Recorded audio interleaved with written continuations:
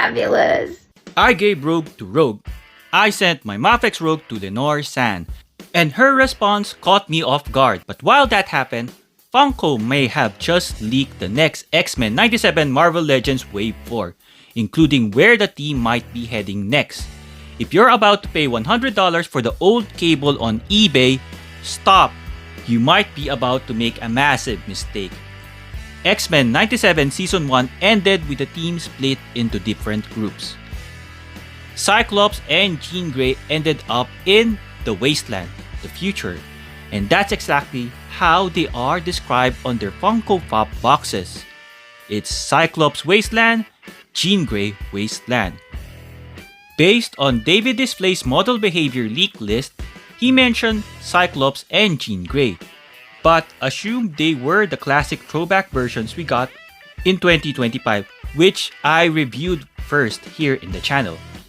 But I believe that the listing actually refers to the Wasteland versions of Cyclops and Jean Grey in X-Men 97 Season 2. If you look at the design, their costumes are basically X-Factor uniforms with different colors and a jacket. So the real question is, will Hasbro use their usual plastic jackets or finally move on to soft goods like Mezco and MAFEX? They already gave Rogue soft goods in the basketball 2-pack, so going back to plastic would feel like a step backwards. We'll have to wait and see. Speaking of the Summers family, we also have Cable in his Rob Liefeld X-Force uniform. It's been speculated for many years that Hasbro would redo the Cable from the Sasquatch Build-A-Figure wave, so maybe X-Men 97 is the perfect time. The Power of X-Men podcast even suggested that Cable could be forming his own X-Force in X-Men 97 Season 2. We already know that in X-Men 97 Season 2, Guy Agostini's Sunspot will appear in his classic 90s X-Force uniform. That actually supports the idea that the X-Force is coming. So maybe what the Power of X-Men said is true. Rob Liefeld's X-Force could appear in Season 2. If that happens, Hasbro could easily give us another Marvel Legends Sunspot in his X-Force look. But the real question is, who's on the X-Force team? There have been many versions of X-Force over the years. One of my favorites is the Uncanny X-Force by Rick Remender. In the leaked trailer, we already see two members of that specific X-Force team, Psylocke and Archangel. So it is possible that X-Men 97 Season 2 gives us a hybrid X-Force team. Instead of Wolverine leading, maybe Cable leads a version of the Uncanny X-Force with Psylocke and Archangel. About a week ago, pre-orders for the new Marvel Legends X-Men 97 Archangel opened, and I pre-ordered as well. And in those promo images of the figure, he comes with Cable's gun. So does that mean they're connected? Like I said before, I think Hasbro may have already hinted this. Cable and Archangel in the same team. It wouldn't be a Marvel Legends X-Men 97 wave without the star, Wolverine. We already got 3 versions of the Bob in X-Men 97 Marvel Legends. According to Funko Pop, Feral Wolverine is actually Wolverine Wasteland. At the end of X-Men 97 Season 1, one big mystery is where Wolverine and Storm are. Now we know, thanks to Funko, they're in the future Wasteland, the same place where Cyclops and Jean ended up. Now let's talk about Wolverine. This is the feral version, and I already have close to 30 Wolverine action figures. And it still doesn't feel like enough. I just reviewed the brown suit Hugh Jackman Wolverine. And right after that, Hasbro revealed the shirtless version, the finale Wolverine. That figure finally gives us an angry and screaming Logan head sculpt we've been missing in the past Wolverine releases. It's a bit unfortunate that the mask is damaged and would probably in a different shade of yellow, but you can probably reuse it on the other older Wolverines, just like what I did in my brown suit Wolverine review. That fills one gap. Now this feral Wolverine fills another gap, the classic 90s comic version, the late 90s. it actually makes perfect sense. In X-Men number 25 Fatal Attraction, Wolverine loses his adamantium and becomes feral. In X-Men 97 Season 1, he already had his fatal attraction with Magneto. Now comes the later part. He becomes feral. This also lines up with the David Displays leak list. At first, Dave assumed that Wave 4 Wolverine was one from the Storm 2 pack, which I also reviewed in this channel. But now it looks like it's actually this feral Wolverine or Wolverine Wasteland. Now let's talk about the Queen. Storm wasn't listed in the David Displays leak list, but as mentioned in my Outback Storm review, she absolutely deserves another Marvel Legends figure. We only have a handful of her. Funko lists her as Wasteland Storm. This would be an easy repaint for Hasbro, and I'll show you how. The design resembles her uncanny X-Men 275 look, which we already have in the Marvel Legends form. So, Hasbro could reuse that body, update it for X-Men 97 Season 2 by adding a black cape, and please Hasbro, make it soft goods. Preferably thicker ones. Not the ones that you use for Outback Storm and Chimney Storm, because those are way too thin. I guess for me, because I already ripped mine. I'm not sure how many years, but there was also a rumor of the new Professor X Marvel Legends. Most people thought it would be just a repaint of the Riders Wave version from the Marvel 80th anniversary line. I was personally hoping for something closer to the Toy Biz 5-inch version. You know, that shiny type of hover chair. But once again, Funko may have proven us wrong. This could be Professor X, X-Corp, or popularly known as the new X-Men look. Based on the leaked trailer, we already know Jean and Cyclops are wearing their new X-Men uniforms, so it makes sense for Professor X to match them. That also means no classic yellow hover chair. Instead, we will get that white silver chair in New X-Men. This could easily be a deluxe retro figure or even a single carded figure.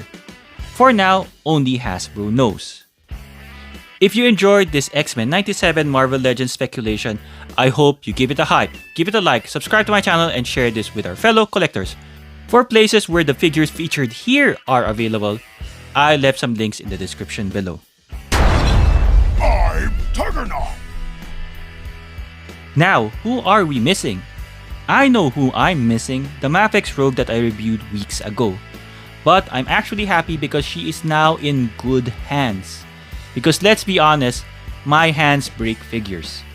That MAFEX Rogue is now with Miss Lenore Zann. Lenore, thank you for giving me the honor of sending this MAFEX figure to you. You are the Rogue of my generation, the one I grew up watching on those old box TVs and collecting those episodes on VHS tapes. Everything happened so fast. I asked in my review, should I keep, sell, or give away my MAFEX Rogue? Just hours later, Lenore replied. And just like that, MAFEX Rogue began her journey from Tuggeranong, Canberra, all the way to the United States. It was a long and suspenseful trip, but I'm glad she arrived safely. And here is her complete reaction. Well, hey there, y'all. This here is Lenore Zann, aka Rogue of the X-Men. And I'm coming to you today from Los Angeles, where I have popped into, and I've received a gift in the mail from Australia, which is my home country. I'm from Sydney, Australia. And Drew from Juggernaut Collectibles in Canberra has sent me a package. So I'm going to open it, and I have a feeling I know what's in it, but I can't wait. Thank you so much, Drew. Let's take a look and see what... Yeah, Juggernaut Collectibles in Australia. All right, here we go. Gonna open it up. That ain't a knife. This is a knife. Oh my God, here we go. Oh, here we go. All right, we're gonna take it out. Oh my gosh, look at it. It's fabulous. It's Rogue. I love it. Thank you so much. She's got a great little leather jacket on. I don't know if you can see that. And a belt. She's got three heads with different expressions and hands. A bunch of different hands with gloves on, gloves off. Fantastic. And the little leather jacket, I believe, comes on and off. Oh my God. Thank you so much. I'm going to add this to my collection. Look at my Rogues wall, my Rogues gallery. Here we go. There you go. Look at that. Woo! It's going to join my Rogues gallery. And of course, we've got this little guy right here. Whoop, he's fallen over. It's my little Remy. My little Remy. Here we go with his little card. But I love Rogue. Thank you so much. And I'm coming to Australia in October, so stay tuned. You might be seeing me do some signings. So pay attention, and hopefully we'll see you down under, sugars. Bye for now. Going back to the rumored list, David Displays mentioned a Brotherhood Rogue, the green outfit she was wearing towards the end of Season 1.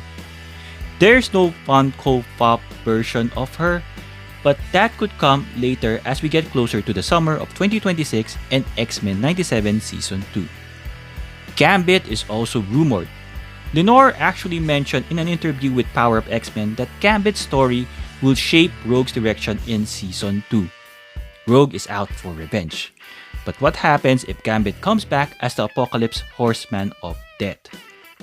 If it is true that Gambit will be in X-Men'97 Wave 4 Marvel Legends, Hasbro could give us either Tuxedo Gambit from the Season 1 or Horseman of Death Gambit for Season 2.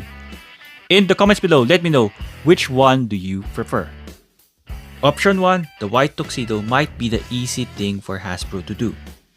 Mondo already revealed an X-Men'97 Beast, so it's safe to expect Hasbro to follow. The question is, which version? If they follow the new X-Men direction, we might get Cat Beast again? I know that a lot of X-Men fans will be upset if Hasbro does a repaint of the recent mini comic book wave Cat Beast. Most Marvel Legends collectors would prefer a classic lab coat Beast. You can check eBay as proof to that. If Hasbro follows Mondo, Hank McCoy will be in his lab coat. Cloth goods, of course, since Hasbro already has that. That Mondo figure has an Easter egg accessory. I'm not exactly sure what that t-shirt with a duck print is. In the comments below, let me know, what is that t-shirt duck? Thanks to David Display's model behavior, other rumored figures included is Havoc and Polaris. Likely easy repaints from the 80th anniversary 2-pack. I do hope Hasbro would make them pinless, and Lorna needs double jointed elbows please so she can hold that coffee cup. And finally, North Star. Honestly, I wouldn't mind replacing my old one. The white Hasbro plastic hasn't aged well at all. Now let's talk about villains, or should I say villain, because Funko revealed two versions of Apocalypse. First, the present-day Apocalypse, which matches the 12-inch Hasbro release coming in the end of 2026. Hasbro is giving us Apocalypse as a gift for Christmas 2026, as long as you pay the $10 per inch, excludes shipping. I did receive insightful comments on that $10 per inch. I won't discuss that here for YouTube safety purposes, of course. Then we have En Sabanur, the younger version. This is the one I'm most excited about. I'm a Juggernaut fan, but Apocalypse philosophy always stuck with me, survival of the fittest. If Hasbro makes this figure, I just hope we get modern articulation, upper torso swivel, and double jointed elbows, even with a bulky sculpt. My biggest concern is the lower body.